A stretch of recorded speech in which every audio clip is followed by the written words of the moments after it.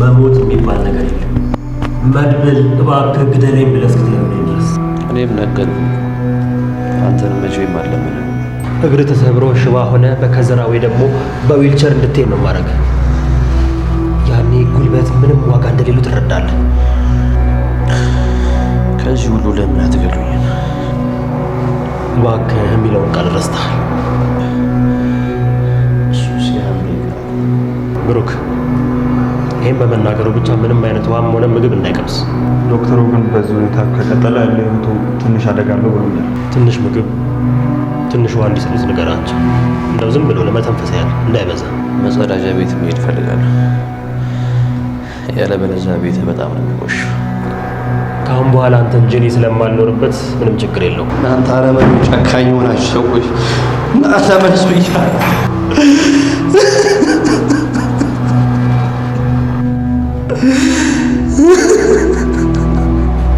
ወይስና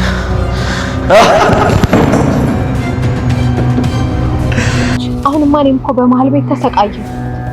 አልገባኝም። ቆይ ምንድነው ችግሩ? ዶክተሮቹማ ውጭ ወጥታ መታከም አለባት እኮ ነው የሚሉት። እኔ ደግሞ ያን ያክል ገንዘብ ከየት አባት ያመጣል? ቆይ ግን ምን ያህል ገንዘብ ነው የተገኘው? በጣም ብዙ ገንዘብ ነው፣ ወደ 3 ሚሊዮን ብር። አትዘኝ እባክሽ። ከራሴ በላይ የምታሳላት አንድ ልጅ እኮ ናት። ለማንኛውም ብዙም አታስቢ፣ የልሽን ጉዳይ እኔ ነው የምጨርሰው። ሰምተዋለሁ። አልገባኝም። እኔ ሙሉ ወጪ ሸፈኛ አሻክማታለሁ።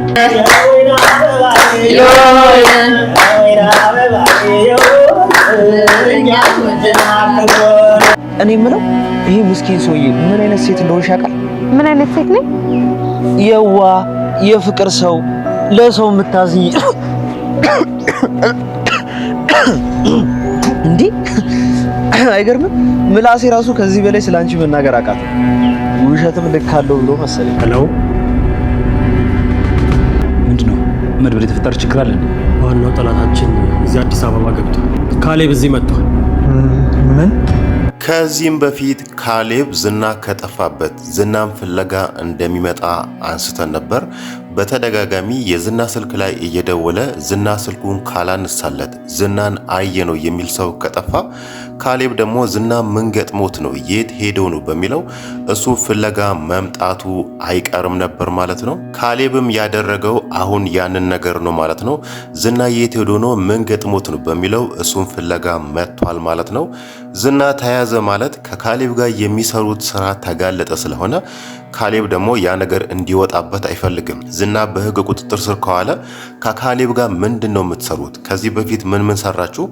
ማማ ላይ ጉዳት አደረሳችሁ? ምን አይነት እጾችን ነው የምታዘዋውሩት? በሚለው ዝና ላይ ከባድ ምርመራ እንደሚደረግ ስለሚያውቅ ነው አሁን ላይ ምናልባት ዝናን ፍለጋ የመጣው ማለት ነው። በስተመጨረሻም መድብልን ያስደነገጠው ይሄ ነገር ነው። ካሌብ መጣ ማለት ነገሮች ሁሉ ከባድ እንደሚሆኑ ዝና ራሱ ምን ያህል እነሱን ሲታገላቸው ምን ያህል እነሱን ሲያሰቃያቸው እንደነበረ ስለሚያውቅ ካሌብ ከመጣ ደግሞ ነገሩ ከዛ ትንሽ ጠጠር እንደሚል ስለሚያውቅ አሁን ላይ መድብልን ሐሳብ የገባው ይመስላል ማለት ነው። ያው ካሌብ ዝና ከዚህም በፊት ሲያወራ በነበረው መሰረት እንደውም ከካሌብ እኔ ይሻላለሁ እኔ ለሰው አዝናለሁ ብሏልና ያ ማለት ካሌብ በጣም ጨካኝ ሰው ነው። እሱ ምህረት የሚባል ይቅርታ የሚባል ነገር አያቅም ለማለት ፈልጎ ነውና አሁን ላይ ደግሞ ዝናን እኮ አግቶ እያሰቃዩ ያሉት እነ ብሩክና እነ መድብል ናቸው የሚለው አንዳች መረጃ ካሌብ ጋር ከደረሰች ነገሮች ሁሉ ለነ መድብል ከባድ እንደሚሆኑ ግልጽ ነው ማለት ነው። በእርግጥ እነሱ አሁን ላይ ለብሩክ ሰርግ የቅድስት ቤተሰቦች ጋር ሽማግሌ ሄዶ ፍቃድ ስላገኙ በጣም ደስተኛ ሆነዋል። ያ ደስታቸው አንድ ቀን ራሱ ሳይውል ነው አሁን ላይ ይሄንን ዜና የሰሙት ማለት ነው። ያ ማለት ሰርጉ ሳይደገስ ቅድስትና ብሩክ ሳይጋቡ እዚህ መሃል ላይ ከባድ ፈተና ያጋጠማቻል ማለት ነው። በእርግጥ መድብል አሁን ላይ እያደረገ ያለው ዝናን እዛ ክፍል ውስጥ ወንበር ላይ አስሮት በውሃ ጥምና በረሃብ እያሰቃየው ነው። ግን ደግሞ ጎን ለጎን አንዳንድ ማስረጃዎችን እየፈለገ ነው ዝና እስር ቤት የሚገባበትም ማለት ነው። ዝናም ባያስረውና ዝናን እንደዚሁ ትቶት ማስረጃዎችን እፈልጋለሁ ምስክሮችን እፈልጋለሁ የሚለውን ነገር ቢያደርግ ዝና አርፎ አይቀመጥም፣ እንቅፋት ይሆንበታል። መድብል ያገኛቸው ምስክሮች ራሱ አፍኖ ይወስድበታል ወይ ደግሞ በገንዘብም ለመደለል ይሞክራል። አሁን ላይ መድብል ያደረገው ዝና እዛ ክፍል ውስጥ ያቺ ወንበር ላይ ታስሮ መቀመጡ መድብል እዚህ ጋር ነገሮችን ሁሉ በነፃነት ምንም የሚያሰጋው ነገር ሳይኖር እንዲሰራ ያደርገዋል ማለት ነው። ግን ደግሞ በዚህ መሃል የካሌብ መምጣት እሱን በጣም አስደንግጦታል ማለት ነው። ዝና ደግሞ በጣም የሚያስገርመው መቼም ተስፋ የማይቆርጠው ዝና ዛሬም ሞገስን እንዳደረገው ብሩክን በገንዘብ ለመደለል ሞክሮት ነበር ማለት ነው። ያ ማለት ለብሩክ የሆነ ገንዘብ ይሰጠዋል። ብሩክ ደግሞ እዛ ጋር መድብል ወንድሙንና ሞገስ ጓደኛውን ይክዳቸውና ለገንዘብ ብሎ ዝናን ይለቀዋል ማለት ነው። ብሩክ ያንን ነገር ቢያደርግ ዝና ምንድን ነው የሚያደርገው የሚለውን ነገር ስናነሳ በቀጥታ ሊያደርግ የሚችለው ሞገስና መድብልን ማጥፋት ነው። ማጥፋት ማለት መግደል ማለት ነው። እነሱን ደግሞ የሆነ ነገር አድርጎ ለብሩክ ራሱ ወደኋላ አይመለስም ማለት ነው። ግን ደግሞ እንዴት እንዳሰበ ባይታወቅም ብሩክ እዚህ ጋር እንዴት በኔ ሀሳብ ተስማምቶ እንዴት በገንዘብ ተሸውዶ መድብልን አሳልፎ ይሰጠኛል የሚለውን ነገር አስቦ ባይታወቅም ግን ደግሞ ያንን ነገር ጠይቆት ነበር ማለት ነው። ያ ማለት ቅጣቱ በጣም ጸንቶበታል። እዛች ወንበር ላይ ሽንት ቤት እንኳን እንዳይጠቀም አድርጎ ነው አሁን ላይ መድብል እሱን እየቀጣ ያለው ማለት ነው። በረሃብና በውሃ ጥም መቀጣቱ እንዳለ ሆኖ እዛ ጋር ደግሞ ሽንት ቤት ሄዶ እንዳይጸዳዳ ራሱ ላይ እንዲጸዳዳ ማድረጉ ዝና ዛሬ ከልቡ አምርሮ እንዲያለቅስ አድርጎታል ማለት ነው። እኛ ዝናን እስከዛሬ የምናውቀው በጣም ክፉ ሰው፣ በጣም ጨካኝ ሰው ሲያለቅስ ማየት የሚያስደስተው እንጂ ራሱ እንደዚህ የሚያለቅስ ሰው አይደለም ማለት ነው። ዛሬ ደግሞ ዝና አድርጎት የማያውቀውን ማናችንም ያልጠበቅነውን ነገር ከልቡ ስቅ ብሎ ሲያለቅስ ነበር ማለት ነው። ያ ማለት ቅጣቱ በጣም ጸንቶበታል። እናም ተስፋ የቆረጠ ይመስላል። ከዚህ ክፍል እንዴት ነው የምወጣው፣ በምን ምክንያት ነው የምወጣው የሚለው ነገር ትንሽ ያሳሰበው ይመስላል ማለት ነው። እናም ከዚህም በኋላ ተስፋ ቆርጫለሁ የሚለውን ነገር አስቦ ነው እነ ብሩክ ራሱ እነ መድብል ራሱ እናንተ በጣም ጨካኝ ሰዎች ናቸው፣ በጣም ክፉ ሰዎች ናቸው የሚለውን ነገር ሲያነሳላቸው የነበረው ማለት ነው። ያ ማለት ብሩክና መድብል ከነሱ ከካሌብና ከዝና በላይ በጣም ጨካኞችና በጣም ክፉ ሰዎች ናቸው ለማለት ፈልጎ ይመስላል ማለት ነው። ግን ደግሞ እነሱ የሚሰሩትን ስራ ማስታወስ ይቻላል። ወደኋላ ተመልሶ እነሱ የሰውን ልጅ አግቶ ወስዶ ኩላሊቱን እየወሰዱ ነው። አንድ ብቻ ሳይሆን ሁለቱን ኩላሊቱን እየወሰዱ የዛን ሰው ህይወት እያጠፉ ነው። ኩላሊቱን በገንዘብ እየሸጡ የነበረው ማለት ነው። እሱ ደግሞ ያንን ነገር ረስቶ አሁን ላይ መድብል እዛች ወንበር ላይ አስሮ ስላስቀምጠውና በውሃ ጥምና በረሃብ ስላሰቃየው እናም ደግሞ ሽንት ቤት እንዳይጠቀም ስላደረገው ነው አሁን ላይ እናንተ በጣም ጨካኝ ሰዎች ናቸው፣ በጣም ክፉ ሰዎች ናችሁ፣ ምን አይነት ሰዎች ናቸው እያለ በእነሱ ቅጣት ሲገረም የነበረው ማለት ነው። ያ ማለት እሱ ከካሌብ ጋር ሆኖ እዛ ጋር የሚያደርገውን ነገር የረሳ ይመስላል ማለት ነው። ሌላው ነገር ደግሞ ልናነሳ የምንችለው ስለ ማህሌት ነው። ማህሌት አሁን ላይ እያደረገች ያለችው ነገር ከዚህ በፊት ከነበረው ለየት ባለ መንገድ እሷን ትልቅ ዋጋ የሚያስከፍላት ነገር ነው ማለት ነው።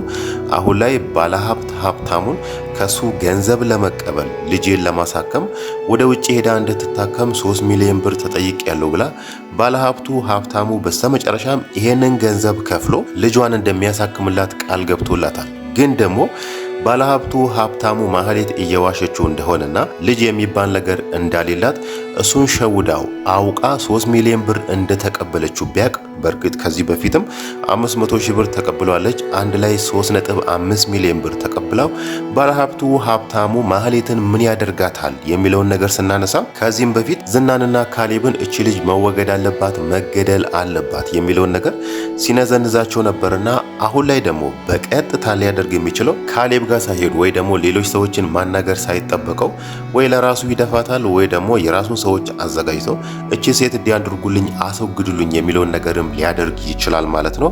ማህሌት ደግሞ አሁን ላይ ይሄ ነገር ያሳሰባት አይመስልም። እሷ እያሰበች ያለችው ከሰውየው የምትወስደውን ብር ነው።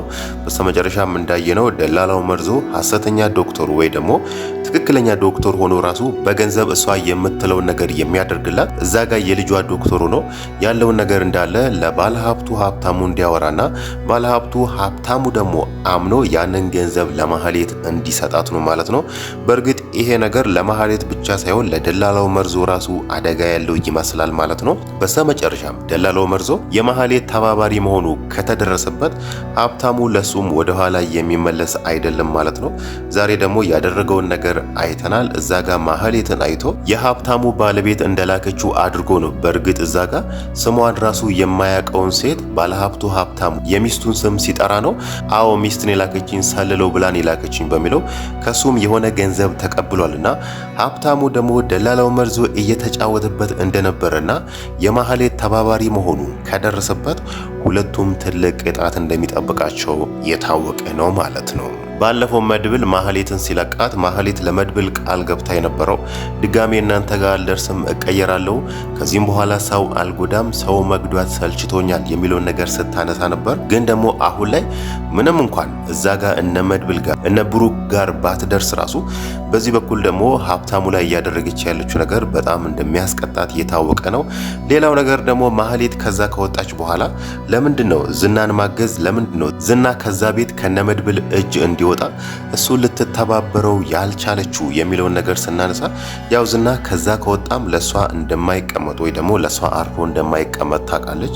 እዛ ክፍል ውስጥ የሱ ፊት ላይ ራሱ ታፍታ ነበርና ምናልባት አሁን ላይ ካሌብ ወደ አዲስ አበባ ወይ ደግሞ ወደ ሀገር ውስጥ ተመልሷልና ማህሌት ካለችበት ቦታ አፈላልጎ ምናልባት እሷ ዝና ያለበትን ቦታ ልታውቅ ትችላለች በሚለው ካሌብ እሷን አንጠልጥሎ እየቀጧትም ዝና የት ነው ያለው የት ነው የታገተው የምታውቂው ነገር አለ በሚለው እሷን እያስጨነቁ ከጠየቋት ምናልባት ልትናገር ትችላለች ማለት ነው። ግን ደግሞ ካሌብ እዚህ ጋር የሆነ ነገር አድርጎ በአንዳች ነገር ዝናን ከነመድብል እጅ ካስመለጠ የማህሌት እጣፋንታ ምንድነው? እዛ ጋር ሀብታሙ ራሱ እሷን ምንም ነገር ባያደርጋት ዝና ቢወጣ ማህሌትን ምን ያደርጋታል የሚለውን ነገር ስናይ ማህሌት በዝና በኩልም ትልቅ ቅጣት እንደሚጠብቃት ግልጽ ነው ማለት ነው። እዛች ክፍል ውስጥ ዝናን ሞራሉን የሚነካ ወንድነቱን የሚፈታተን ብዙ ስድቦችን ስትናገረው ነበርና ዝና ደግሞ ከዛ ከወጣና ካገገመ ወደ ራሱ ከተመለሰ ምናልባትም ሊሆን የሚችለው የመጀመሪያ እጁን ሊያሳርፍ የሚፈልገው ማህሌት ላይም ሊሆን ይችላል ማለት ነው። ግን ደግሞ ይሄ ነገር የመሆን ቻንሱ በጣም ጠባብ ነው ማለት ነው።